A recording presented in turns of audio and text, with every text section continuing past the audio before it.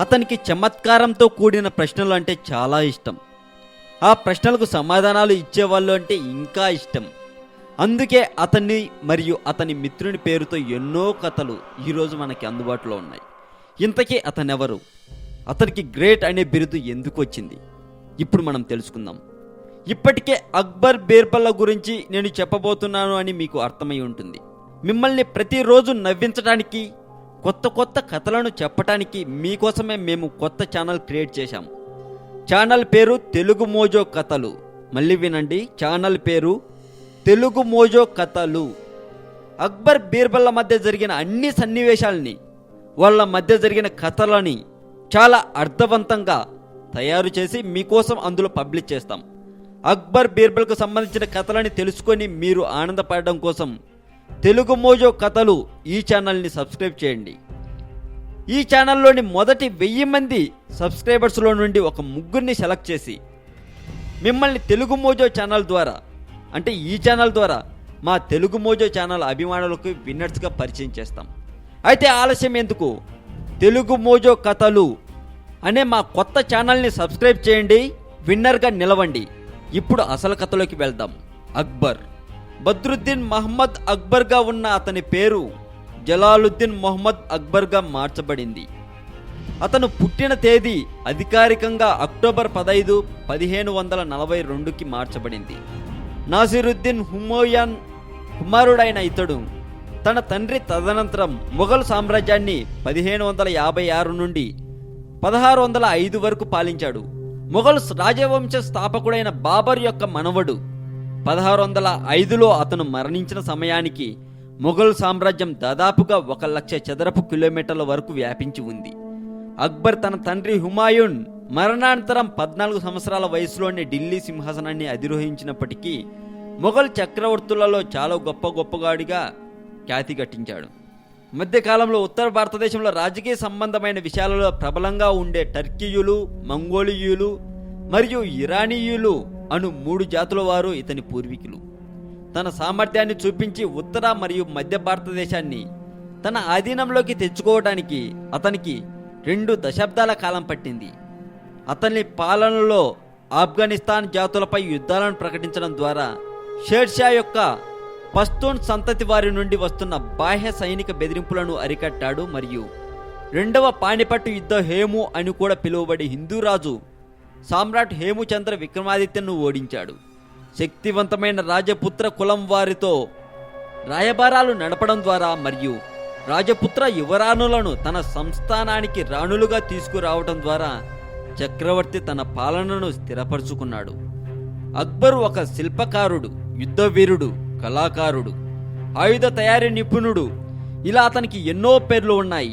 ఎన్నో కళల్లో మంచి ప్రావీణ్యత కలిగినవాడు. అక్బర్ అనే పేరు అతనికి ఎలా వచ్చిందో చెబుతాను.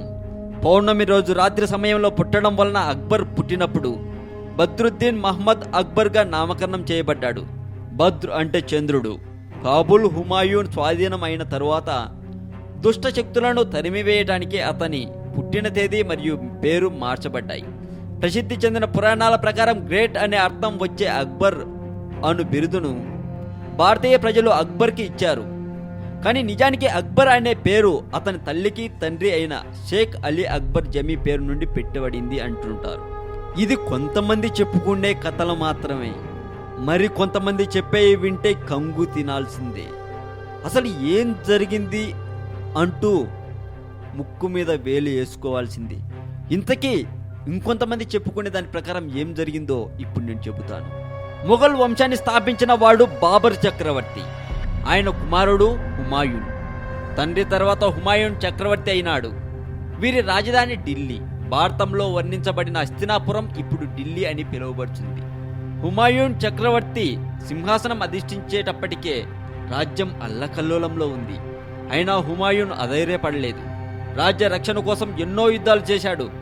కానీ షేర్ షా ఖాన్ అనే మహమ్మదీయ ప్రభువు హుమాయూన్ని ఓడించి తరిమేశాడు. హుమాయూన్ భార్యతో సహా అడవుల పాలయ్యాడు. హుమాయూన్కు 1542 సంవత్సరంలో అక్బర్ జన్మించాడు. అక్బర్ జన్మించినప్పుడు ఏమీ లేనందువల్ల వేడుకలు చేయలేకపోయాడు తన తండ్రి. తన వద్ద కొంత కస్తూరి ఉండడం వలన అది అందరికీ పంచిపెట్టేవాడు. కస్తూరి మంచి సువాసన కలది. అలా అక్బర్ని క్రమశిక్షణతో పెంచుతూ అతనికి విద్యాబోధనలు నేర్పించాడు. తండ్రి కోరిక రీతిగానే అక్బర్ చక్రవర్తి కీర్తి భారతదేశం నలుమూలలా విస్తరిల్లింది. అక్బర్ చిన్నతనంలోనే హుమాయూన్ మరణించాడు. అంటే అక్బర్ తండ్రి మరణించాడు. బైరంగ్ ఖాన్ అనే రాజకీయ తంత్రజ్ఞుడైన ఒక సైన్యాధిపతి చేతిలో అక్బర్ అన్ని రాజకీయ మర్మాలు తెలుసుకున్నాడు. బైరంగ్ ఖాన్ సహాయంతో 1555వ సంవత్సరంలో ఢిల్లీ సింహాసనం అధిష్ఠించాడు. అప్పుడు అక్బర్కు 13 సంవత్సరాలు. క్రమంగా అక్బర్ తాను నేర్చుకున్న రాజకీయం వల్ల, బైరంగ్ ఖాన్ సహాయం వల్ల స్వతహాగా వీరుడై అందువల్ల శత్రువులందరినీ ఓడించి ఢిల్లీ నగరానికి రాజు అయినాడు. ఇది కొంతమంది చెప్పుకునే కథలు. మరి అక్బర్ తండ్రి అడవుల్లోనే అక్బర్ను పెంచాడా? అడవుల్లోనే పరిపాలన ఎలా సాగించాలో నేర్పించాడా?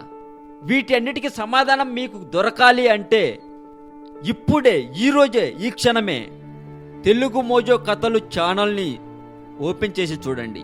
ఆ ఛానల్ని సబ్స్క్రైబ్ చేయండి.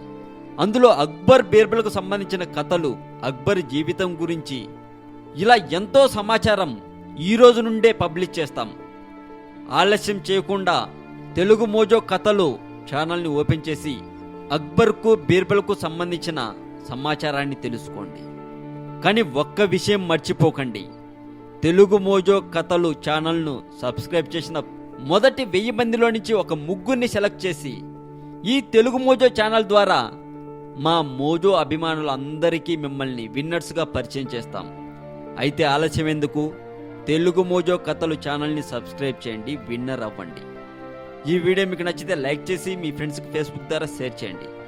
మరింత ఇలాంటి సమాచారం తెలుసుకోవడం కోసం తెలుగు మోజో కథలు ఛానల్తో పాటు తెలుగు మోజో ఛానల్ని కూడా సబ్స్క్రైబ్ చేయడం మాత్రం మర్చిపోకండి. మీరు పెట్టే ప్రతి కామెంట్కు నేను తప్పక రిప్లై ఇస్తాను.